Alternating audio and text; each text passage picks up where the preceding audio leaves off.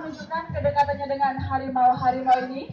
Di cara memberikan minum susu kotak dan nantinya kedua harimau kami akan mencoba duduk santai sambil mengangkat kedua kakinya seperti apa nih Dayuan dan juga Rasna. Kita tunggu sejenak hadirin, ini dia.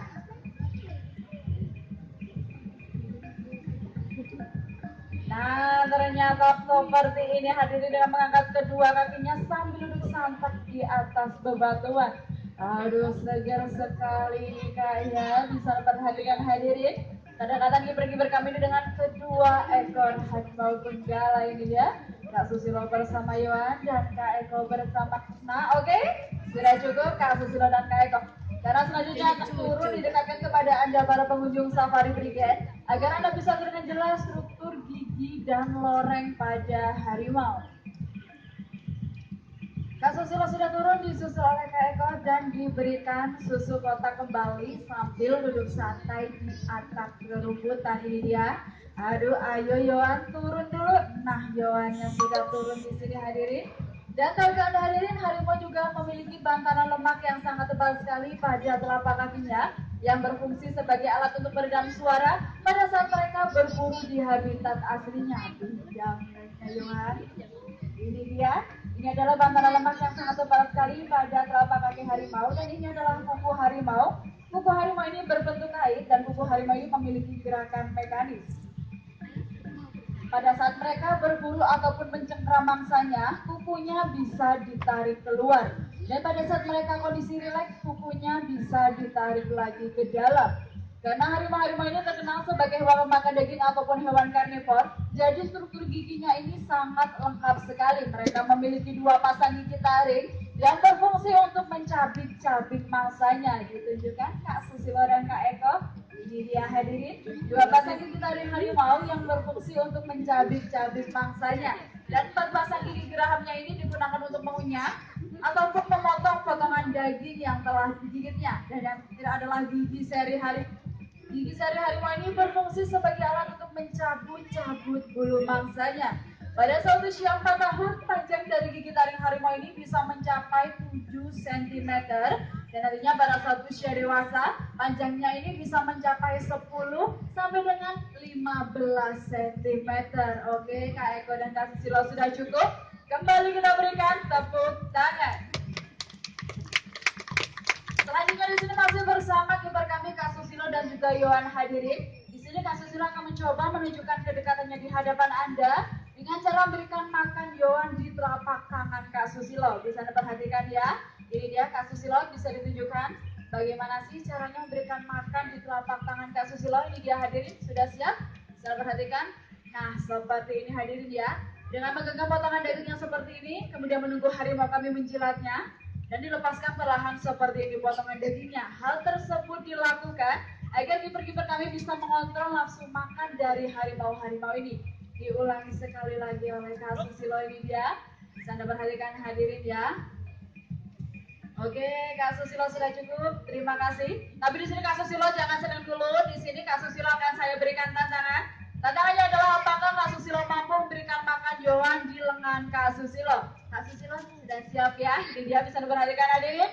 1, 2, dan 3. Konsentrasi Yohan dan tahan Kak Susilo. Bagaimana berhasil kembali, kita berikan tepuk tangan. Dan pada saat kita memberikan makan di lengan kita ini dibutuhkan sebuah konsentrasi yang cukup tinggi karena jika kita lengah sedikit saja, bisa-bisa kaki kita yang masuk ke mulut harimau. Dan harimau juga bisa membedakan hadirin ya, mana tangan kiper kami yang tidak boleh dimakan dan mana potongan daging yang boleh dimakan. Sekarang perhatikan dari sebelah kiri Anda, karena di sini ada harimau benggala kami yang bernama Rasna. Di sini Rasna akan mencoba jam di udara karena 10% dari harimau-harimau ini adalah pemakan jenis unggas seperti burung-burung yang sedang terbang rendah di udara. Perhatikan dari sebelah kiri Anda, dipersiapkan terlebih dahulu oleh Kak Eko di atas. Nah, konsentrasi sudah mulai berlari-lari dan Rasna lompat. Kembali kita berikan tepuk tangan.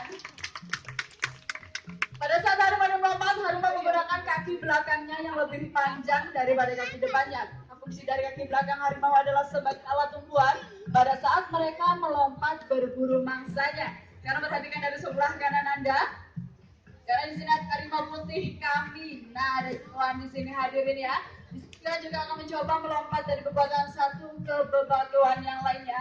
Karena 65% dari harimau dalam pemakan jenis mamalia seperti kijang, rusa, babi hutan, dan rafflesia. Di sebelah kanan ada dia Johan untuk lompatan pertama. Berhasil. Kedua, berhasil. Kembali kita berikan tepuk tangan. Selanjutnya ada lagi di sini hadirin. Di sini Rasa juga akan melompat dari bebatuan satu ke bebatuan yang lainnya. Tapi di sini akan kami berikan rintangan. Rintangannya adalah saya sendiri bersama rekan saya Kak Susilo. Perhatikan dari sebelah kanan Anda terlebih dahulu. Masih dipersiapkan oleh Kak Eko.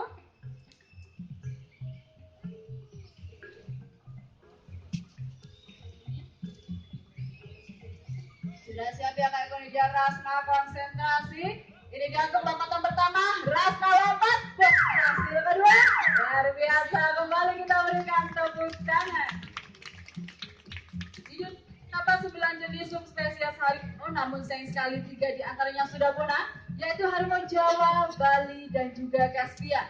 Dan sebagai usaha untuk melestarikan harimau-harimau ini, Lembaga Internasional CBSG telah bekerjasama dengan 20 kebun binatang di dunia dan menunjuk Taman Safari Group sebagai pusat penangkaran ex situ dan penyimpanan bank sperma, serta sebagai pencatat populasi harimau regional di Indonesia.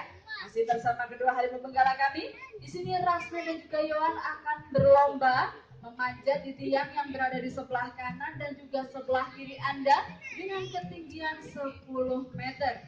Karena 15% dari harimau-harimau ini adalah pemakan jenis primata seperti monyet, orangutan, dan sejenis primata lainnya yang sedang berada rendah di pepohonan. Dari sebelah kanan Anda ada Rasna, dari sebelah kiri Anda ada Yohan. Masih dipersiapkan terlebih dahulu oleh kedua keeper kami. Konsentrasi untuk Rasna dan juga Yohan, ini dia. Ditunggu sebentar Kak Susilo ya, masih dipersiapkan untuk Rasnanya, ini dia.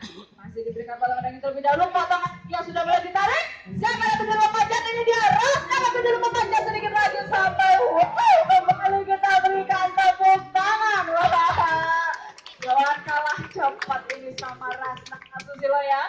Ini dia hadirin, pada saat harimau ini turun, Anda bisa menyaksikan ekornya yang digerak-gerakkan ke kanan, ke kiri, ke kanan, ke kiri. Ekor harimau ini berfungsi sebagai keseimbangan pada saat mereka berlari kencang di putaran dan juga sebagai komunikasi dengan harimau-harimau lainnya. Dan kuku harimau yang berbentuk kayak tadi diasah pada batang pohon agar tetap bersih, runcing, dan tidak mengandung kuman, serta untuk berburu mangsa kembali. Yang lalu, ribuan dari harimau ini pernah menjelajahi Pulau Jawa, Bali, dan juga Sumatera. Harimau Bali terakhir kali ditambak pada tahun 1930-an, sedangkan harimau Jawa terakhir kali ditemukan pada tahun 1970-an. Dan bukan hanya pantra pardu saja hadirin ya, ataupun macan betul saja yang pandai berpindah tempat ataupun memanjat di ketinggian 10 meter. Di sini akan kami buktikan oleh harimau benggala kami yang bernama Rasna. Di sini Rasna akan mencoba memanjat di batang kayu dengan ketinggian 3 meter, kemudian akan berpindah tempat di ketinggian 4 meter dengan menggunakan keseimbangan dari tubuhnya. Ini dia, dari sebelah kanan Anda, Rasna dan juga Kak Eko. Siap Kak Eko, di sini ini dia Rasna. Konsentrasi Rasna, ini dia Rasna sudah mulai memanjat di ketinggian 3 meter. Sedikit dan akan berpindah tempat di ketinggian 4 meter dengan menancapkan kukunya seperti ini hadirin. Sedikit lagi sampai pelan-pelan Rasna. Kembali kita berikan tepuk tangan. Pada tanggal 22 Juni 2008 dan 22 Januari 2010, Taman Safari Group telah berhasil merelokasi 5 harimau Sumatera akibat konflik dengan manusia di Provinsi Mangro Aceh Darussalam dan kemudian dilepas liarkan kembali di Taman Nasional Bukit Barisan Selatan di Provinsi Lampung. Masa reproduksi atau masa kehamilan dari harimau-harimau ini membutuhkan waktu 105 sampai dengan 115 hari, yaitu 3 bulan lamanya, dan mereka hanya mampu melahirkan 2 sampai 6 ekor anak saja. Dan berat badan anak yang baru dilahirkan ini bisa mencapai 1 sampai dengan 1,5 kilogram. Pada dasarnya harimau-harimau ini dapat hidup di mana saja asalkan cukup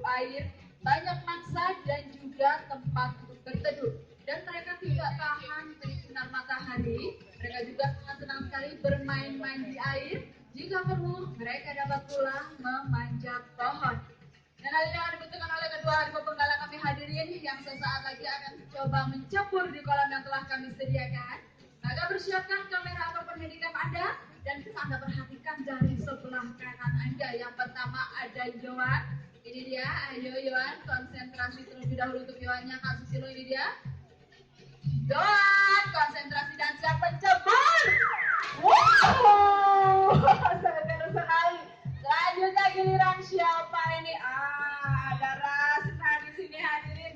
Giliran Rasna ini ya. Kalau lompatan Rasna di sini lebih tinggi daripada Yohan, saya minta hadiah dari Anda semuanya. Hadiahnya nggak mahal-mahal, hadiahnya cukup tepuk tangan saja. Ini dia, perhatikan dari sebelah dari terlebih dahulu ya.